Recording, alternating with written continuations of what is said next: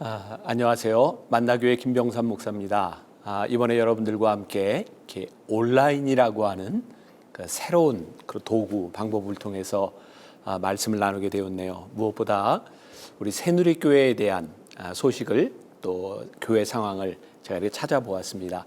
참 좋은 교회, 좋은 성도들, 또 좋은 목사님이라는 생각이 들었습니다. 멀리 떨어져 있지만 여러분들과 제가 함께 나누는 이 시간들이 서로에게 복된 시간이 되었으면 좋겠고, 제가 오늘부터 시작해서 4번의 말씀을 전하게 될 텐데, 큰 주제는 제자입니까? 라는 주제입니다.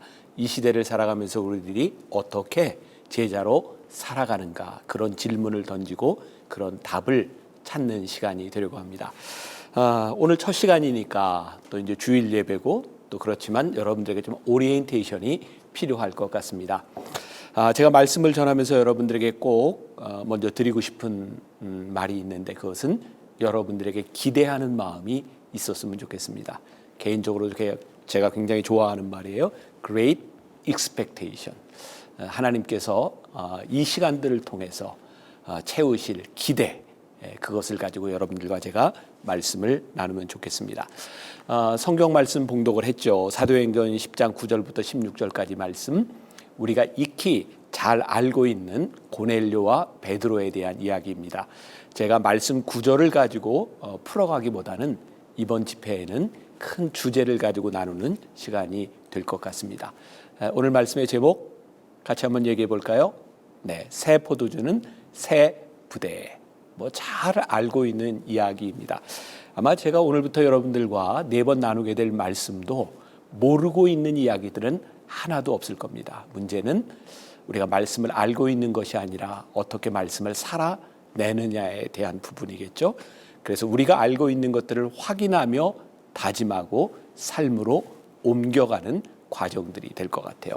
새 포도주는 새 부대에. 오늘 이 말이 우리들에게 어떤 의미를 주는지, 제가 시작하면서 재밌는 얘기가 될 수도 있을 것 같아요. 또 여러분들에게 그런 질문을 던지려고 합니다. 여러분들 혹시 알라딘의 요술램프를 아시나요? 보셨겠죠. 알라딘의 요술램프, 딱 램프를 이렇게 문지르면 거기에서 지니가 나오죠. 제가 가끔 이렇게 집회를 할 때면 교인들에게 묻습니다. 여러분들 중에 혹시 알라딘의 요술램프에 나오는 지니와 여기 예수님이 계시다면 여러분들은 누구를 선택하시겠습니까? 생각해 보세요. 누가 더 매력적이고 여러분들의 삶에 뭐가 더 필요하다고 생각하나요? 알라딘의 요술램프에 나오는 지니는 우리들의 소원을 무조건 3가지를 다 들어줍니다. 그런데 예수님은 우리들이 기도하는 소원을 다 들어주시지 않습니다. 자, 요쯤에서 여러분들이 한번 선택을 한다면 지니와 예수님 중에 누구를 선택하시겠습니까? 한 번 더 기회를 드린다면 지니는 우리들이 요구하는 소원을 무조건 3가지를 다 들어주고 아주 쿨하게 다시 램프 속으로 들어갑니다. 근데 우리가 예수님께 소원을 이야기하면 예수님이 들어주실 때도 있고 들어주시지 않을 때도 있는데, 예수님은 어디로 사라지시는 분이 아니라 소원을 얘기한 우리들의 삶에 인격적으로 우리들과 동행하신다는 거죠. 만약에 우리들이 지니를 선택한다면 아마 우리들이 그동안 신앙생활을 하면서 예수님을 지니처럼 그렇게 생각했던 것은 아닌가. 우리들이 원하는 소원을 들어주고 그 소원이 이루어지면 전혀 관계없는 그런 삶을 살아가는 것. 그러면 예수님이 인격적이라고 하는 것은 우리들에게 어떤 의미를 가지고 있을까요? 예수님을 인격적으로 생각할 때 우리는 지니에게 이야기하는 것만큼, 아니 지니에게 이야기하는 것처럼 쉽게 소원을 이야기하지 못할 것 같아요. 왜? 그 소원이 부끄러울 수 있잖아요. 그러니까 예수님이 우리들의 삶에 인격적이라고 하는 것은 우리들의 소원도 인격적이 된다고 하는 거죠. 저는 제자가 된다고 하는 것은 예수님과 우리들 사이에, 하나님과 우리들 사이에 인격적인 만남이 시작되는 것이라고 생각해요. 이제 우리들의 소원도 달라지고 우리들의 삶도 달라지는 것. 새 포도주는 새 부대에 담아야 된다고 하는 것은 이런 변화된 우리의 인격, 변화된 이런 관계일 것 같다는 생각을 합니다. 제가 참 좋아하는 이렇게 말이 있어요. 그 문장이 될 것 같은데, 우리가 하나님을 믿는다고 하는 것은 이해에서부터 신뢰로 바뀌어져 가는 과정이다. 한번 잘 생각해 보세요.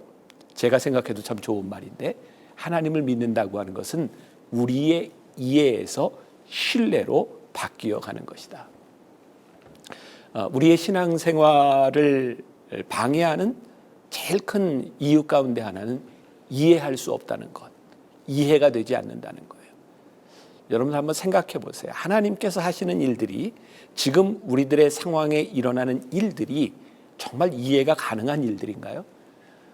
우리가 지금 맞이하고 있는 이 코로나라고 하는 상황, 이전처럼 집회도 하지 못하고 이렇게 온라인으로 화면으로 만나야 되는 이 상황들이 우리들에게 완전히 이해가 되는 일일까요?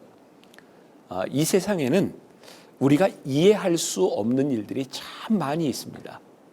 하나님을 신뢰하지 않으면 이해하지 못하기 때문에 우리들이 따라갈 수 없는 일들이 참 많이 있습니다.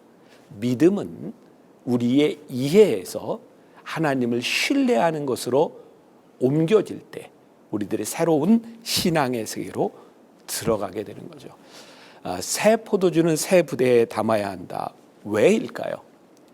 우리들이 새 부대가 된다고 하는 것, 참된 제자가 되기 위하여 하나님의 은혜를 경험하고 하나님과 함께 동행하기 위하여 중요한 것은 내용보다 그 내용을 담을 수 있는 우리의 그릇이 바뀌어지는 것이 아닐까라는 생각을 해요. 여러분들이 그동안 신앙생활하면서 참 많이 들었던 이야기일 겁니다. 왜 새 포도주는 새 부대에 담아야 할까요? 예수님 당시에 새 부대, 포도주를 넣는 그 부대는 양 가죽으로 만들어졌습니다. 여러분들 아시죠? 이 부대가 오래되면 헤어져서 못 쓰는 것이 아니라 이 부대가 오래되면 딱딱하게 굳어지기 때문입니다. 이 부대 안에 있는 포도주가, 새 포도주가 좋은 포도주가 되기 위해서는 발효가 돼야 되죠. 팽창돼야 됩니다. 그러나 딱딱하게 굳어진 옛 부대, 오래된 부대는 그 발효를, 그 팽창을 견디지 못하고 터져 버립니다. 굉장히 중요한 이야기죠. 예수님께서 왜 이렇게 말씀하셨는가? 마태복음 9장 17절, 새 포도주를 낡은 가죽 부대에 넣지 아니하나니 그렇게 하면 부대가 터져 포도주도 쏟아지고 부대도 버리게 됩니다. 새 포도주는 새 부대에 넣어야 둘이 다 보존되느니라. 그러니까 하나님과 우리들 사이의 관계, 은혜라고 하는 것은 일방적인 것이 아니라 하나님의 은혜를 담을 수 있는 우리들 새 부대, 제자가 되는 것이 굉장히 중요한 일이라는 생각을 합니다. 새 부대가 된다고 하는 것은 어떤 것을 의미할까요? 제일 중요한 것은 이제 내 생각이 아닌 성령님의 인도하심과 성령님의 통제 속에 내가 들어가는 것이겠죠. 새 부대가 된다고 하는 놀라운 변화 가운데 하나는 율법적인 삶을 살고 있던 우리가 영적인 삶을 살게 되는 것이라고 생각해요. 이 말이 여러분들에게 혹시 혼동이 되실지 모르겠어요. 우리의 신앙생활을 가만히 들여다보세요. 우리는 신앙생활을 잘한다고 하지만 얼마나 율법적일 때가 많은가. 율법은 뭐예요? 우리가 신앙생활을 하기 위해서 우리가 세워놓은 규범들입니다. 근데 참 놀랍지 않습니까? 그 규범들이 때때로 하나님의 은혜를, 성령님의 역사를 방해할 수 있다는 것. 제가 평소에 꾸는 꿈이 있습니다.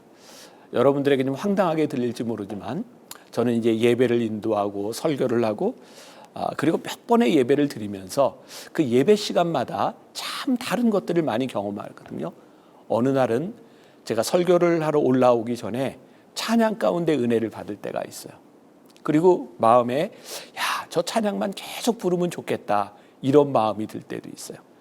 어느 때는 제가 말씀을 전하지만 이 말씀이 참 은혜롭구나 라고 느낄 때도 있어요. 그런데 예배를 드리면, 주일 예배를 드리면 우리는 우리들이 만들어 놓는 규범들, 이렇게 조용한 기도부터 시작해서 성가대 찬양부터 이런 순서들을 따라 다 가야 하죠. 제가 황당한 꿈일지 모르지만 진짜 성령님의 인도함을 따라 우리들이 예배 드릴 수 없을까? 정말 찬양이 은혜가 될 때 찬양으로 예배를 끝낼 수 없을까? 말씀이 은혜가 된다면 다른 어떤 것보다도 말씀으로 우리들이 끝낼 수는 없을까? 그러니까 성령님의 인도하심을 받는다고 하는 것은 내 생각을 내려놓는 것에서부터 시작되는 것 같아요. 우리 한번 황당하지만 진짜 신앙과 믿음에 대한 꿈을 꾸며 우리의 믿음을 점검하는 시간이 되었으면 좋겠다. 제가 그렇게 이제 네 번의 말씀을 여러분들과 나누려고 하는 거예요. 딱딱하게 굳어진 부대는 하나님이 쓰실 수 없습니다. 왜? 터져버리니까. 여러분 이거 구별할 수 있어야 될 것 같아요. 성령을 받는 것과 성령을 받은 자가 은혜를 누리는 자로 살아가는 것은 다른 것 같아요. 성령은 누구나 받을 수 있지만 그 오신 성령님의 은혜를 누리며 살아가는 것은 딱딱한 부대가 아닌 새 부대가 될 때 가능한 일이겠죠. 자, 잠깐 우리가 본문 속으로 들어가 봅니다. 오늘 고넬료라고 하는 사람이 등장을 하고 있어요. 고넬료는 참 좋은 사람이었어요. 남을 돕기도 하고 또 시간을 정해놓고 기도도 하는 사람이었고, 그래서 하나님께서 고넬료에게 베드로를 청하라고 하는 그런 명령을 주시고, 또 하인을 보내서 베드로를 청하려고 했을 때 베드로는 그때 기도하는 시간이었어요. 우리가 잘 아는 이야기, 베드로가 기도할 때 환상을 보죠. 보자기에 쌓인 동물들이 이렇게 내려오는 환상을 봅니다. 근데 거기에 보니까 율법에 의하면 먹지 못할 동물들이 있는 거예요. 근데 하늘에서 어떤 음성이 들려요? 먹어라. 베드로가 이렇게 얘기해요. 그거 먹을 수 없는 겁니다. 반복되죠. 참 신기하지 않아요? 우리는 하나님의 음성을 들으면, 은혜를 받으면 우리들은 하나님의 뜻대로 살 수 있을 것 같습니다 라고 생각을 하지만, 정작 하나님께서 우리들에게 말씀하시는 그 순간에도 우리의 생각들로 딱딱하게 굳어져 있으면 우리는 하나님께 이렇게 얘기합니다. 하나님, 그건 아닙니다. 우리의 신앙을 한번 점검해 보세요.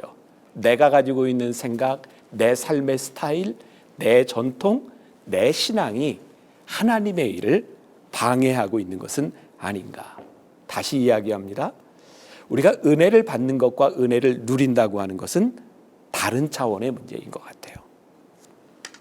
때때로 우리는 겸손이라고 하는 것으로 교만을 가장하고 있지는 않은가, 이런 생각이 들 때도 있어요. 제가 한 가지 예를 좀 들려드릴게요. 오래전입니다. 저기 힐송, 호주에 있는 힐송 교회 찬양 인도자로 유명했던 달렌책이라고 하는 분과 한 번은 같이 식사를 할 기회가 있었어요. 아주 인상적인 적이 있어요. 달렌책이 이렇게 이야기를 하더라고요. 제가 처음부터 이렇게 찬양 인도자가 아니었습니다.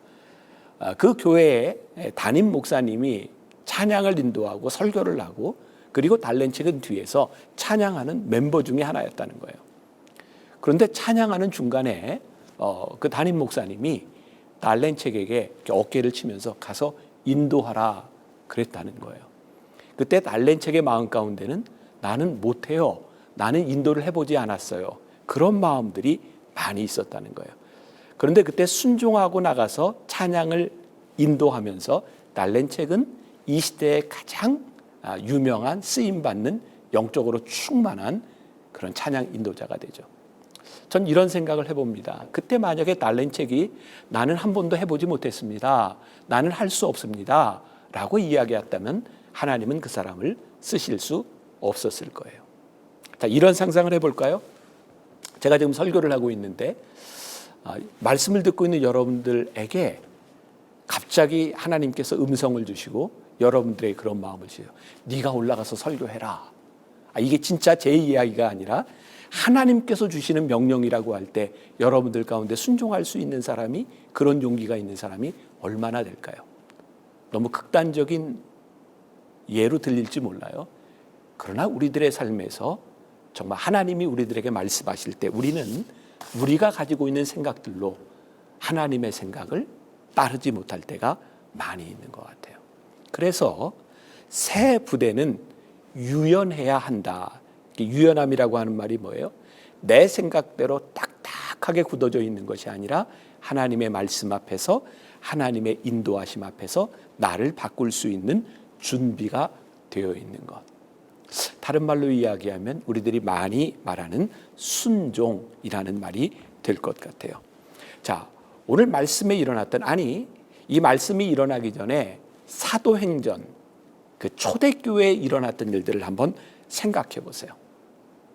오순절 마가의 다락방에서 120명의 문도가 성령을 받고 사도행전의 역사가 시작되죠. 그들이 성령을 받고 처음으로 행했던 기적이 사도행전 3장에 나와 있습니다. 뭐죠?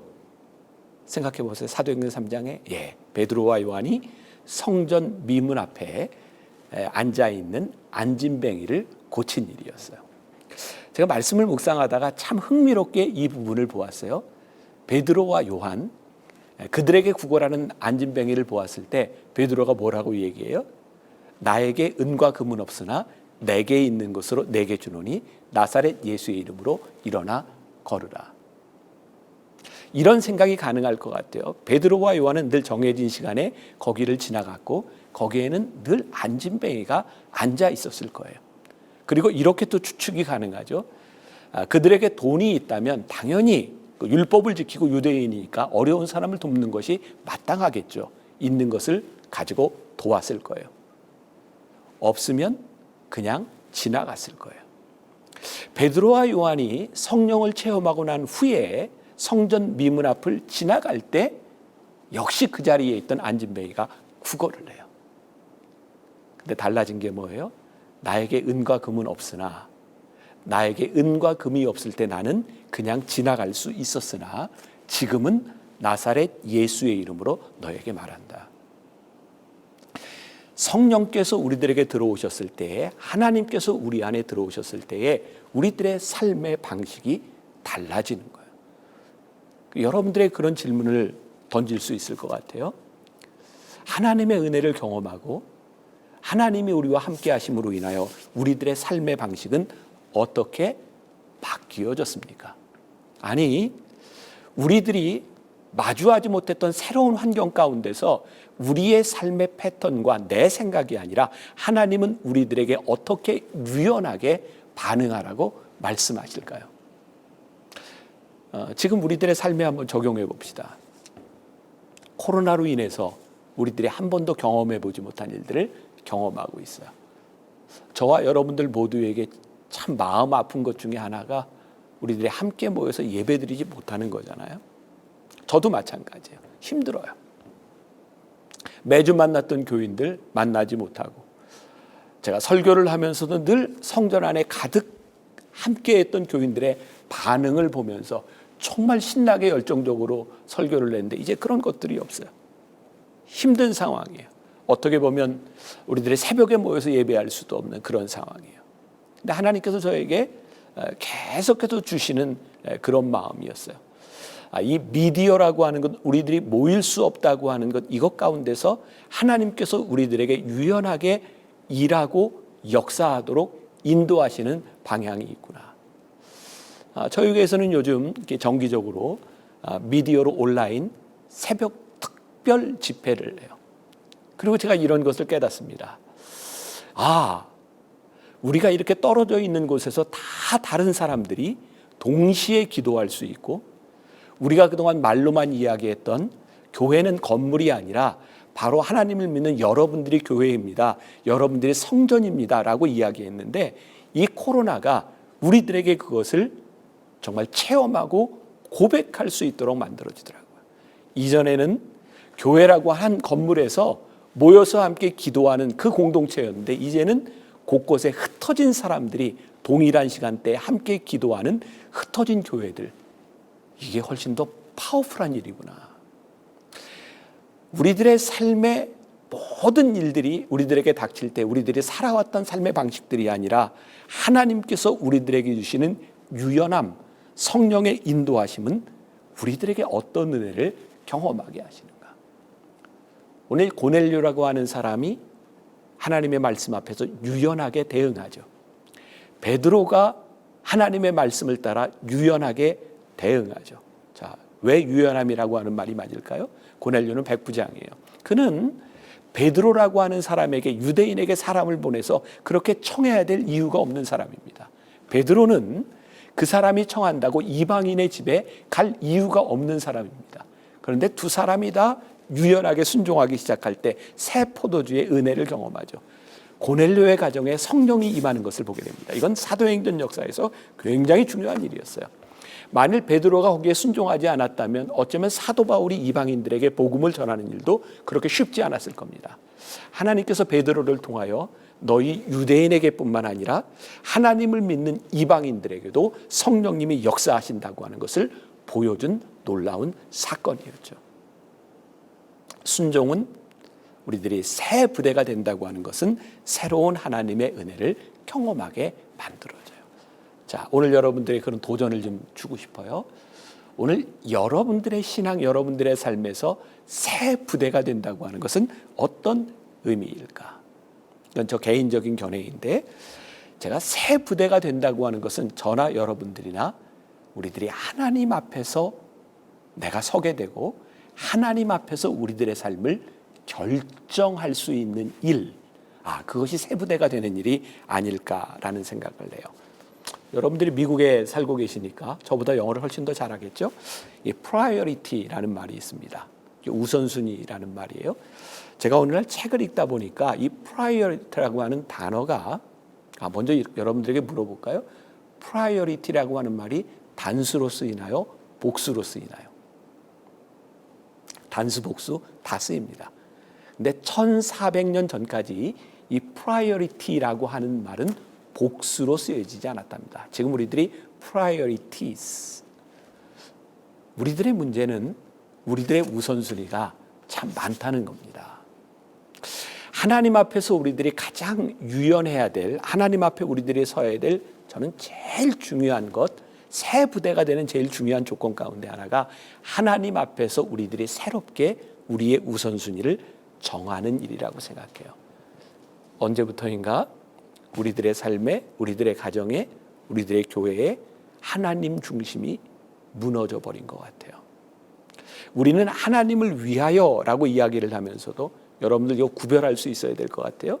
여러분들이 하고 있는 교회의 일들, 여러분들의 사역이 정말 하나님의 일이라고 말할 수 있을까요?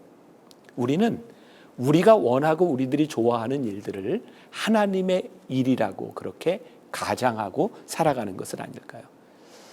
제가 남성들을 위한 성경 공부를 할 때 남성들에게, 아버지들에게, 남편들에게 이런 이야기를 합니다. 여러분, 우리가 남성 성경 공부를 하고 하나님 앞에서 우리들에게 세워져야 할 우선순위가 있습니다. 첫 번째, 우리의 가정이 하나님 중심으로 바뀌어져야 합니다. 우리가 이사를 할 때도, 우리들이 직업을 정할 때도 하나님 중심으로 생각한다고 하는 것이 어떤 의미일까요? 우리는 이사할 때 정말 하나님 때문에 하나님 중심으로 이사하나요? 아니면 아이들의 학군이 더 중요하고 우리들의 직장이 더 중요하고 우리들의 삶의 환경이 더 중요하고, 사실은 하나님 중심으로 생각하기보다는 우리의 환경을 중심으로 생각할 때가 참 많지 않나요? 저는 어떤 면에서 이 모든 것들이 우리의 신앙을, 우리들의 삶을, 하나님 앞에서의 관계를 잃어버리게 했던 일들은 아닐까. 저는 남성들에게 이야기해요. 하나님 중심으로 생각하십시오. 그 다음에 가정 중심으로 생각하십시오. 우리 아빠들이 그런 얘기 참 많이 하죠. 내가 왜 이 직업을 선택했는지 알아? 너를 위해서야. 내가 왜 돈을 버는지 알아? 너를 위해서야.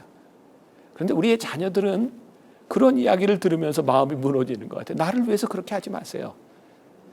이 가정에 대한 그런 설문조사들을 보면 아이들은 아버지에게, 어머니에게 바라는 것이 돈이 아니라 관계더라고요. 때때로 우리는 자식을 위해서라고 이야기하면서 내 꿈을 실현하고 있는 것은 아닌가. 그러니까 우리의 우선순위가 분명하게 정해져야 되는 거예요. 하나님 중심으로, 가정 중심으로, 그리고 우리들의 일 중심으로 가야 되는 것. 하나님 앞에서 우리를 바라볼 때 우리들의 우선순위가 다시 세워지고 관계가 회복되어지는 일들. 요한복음 14장 26절에 우리가 잘 아는 말씀이 있습니다. 보혜사 곧 아버지께서 내 이름으로 보내실 성령, 그가 너희에게 모든 것을 가르치고 내가 너희에게 말한 모든 것을 생각나게 하리라. 성령님이 어떤 약속을 하셨어요? 내가 너희들이 행하는 것, 너희들이 말하는 것 내가 가르쳐 줄 거야. 그 말은 무슨 이야기예요? 가르침대로 살으라는 거예요. 근데 우리는 하나님을 믿으면서 성령님의 인도하심에 민감하지 않으려고 하죠. 우리의 귀를 닫을 때가 많이 있죠. 저는 어쩌면 여러분들과 제가 만나서 말씀을 나누는 이 4번의 시간들이 하나님 앞에서 우리의 귀를 열고 우리들의 영적 민감성을 회복할 수 있는 시간이 되리라고 생각합니다. 제자가 된다고 하는 것, 세부대가 된다고 하는 것은 어떤 의미일까? 제 이야기를 잠깐 해볼까요? 제가 만나교회 담임 목사가 되고 나서 초창기의 일이었어요.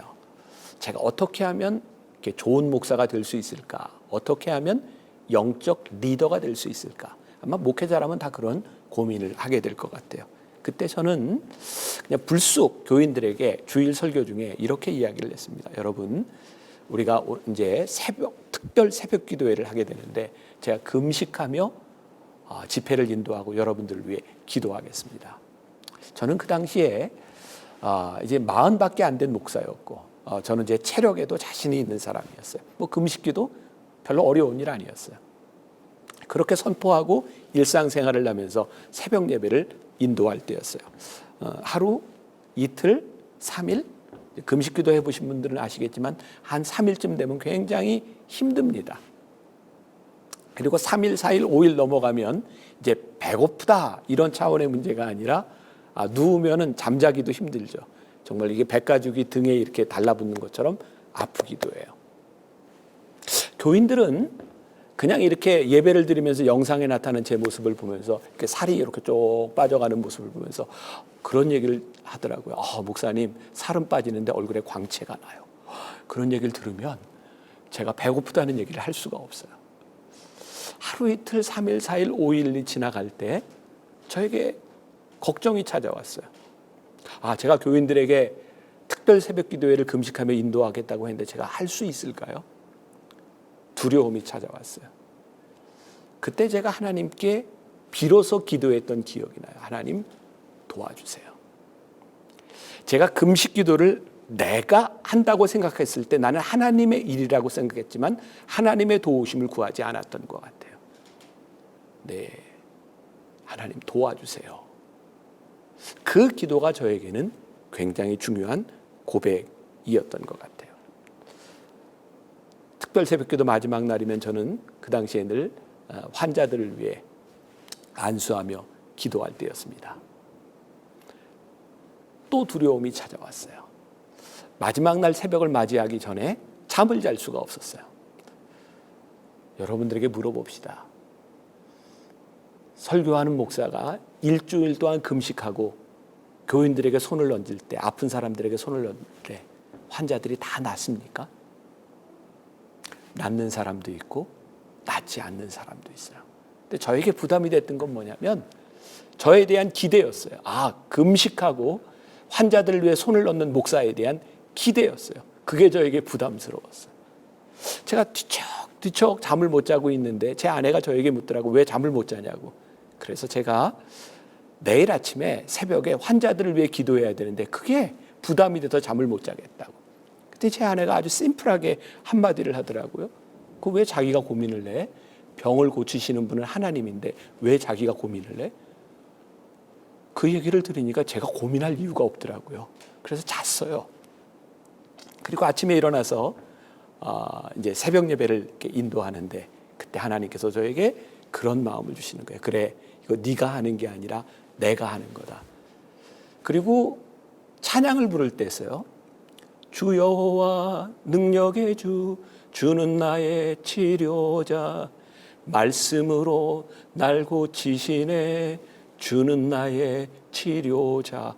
이 찬양을 부르는데 제 마음에 확신이 오는 거예요. 치료하시는 이는 하나님이시지.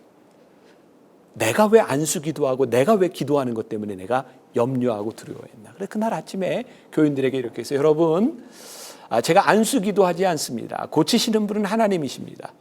여러분들 아픈 부위에 여러분들이 손을 얹으시고 여러분들을 고치시는 하나님을 기대하며 기도하고 찬양합시다. 주 여호와 능력의 주, 주는 나의 치료자. 그날 아침 참 많은 간증들이 나오기 시작했어요. 어떻게? 믿음으로 손을 얹을 때 그들의 병이 낫는 체험들. 이것은 우리의 생각, 우리의 관념들, 내가 하는 것이 아니라 하나님이 하시는 일에 제가 순종했을 때 저에게 일어난 일들이었죠. 혹시 우리들은 하나님의 응답, 하나님이 하시는 일들에 대하여 내가 받고 싶은 것을 받는 사람은 아닌지.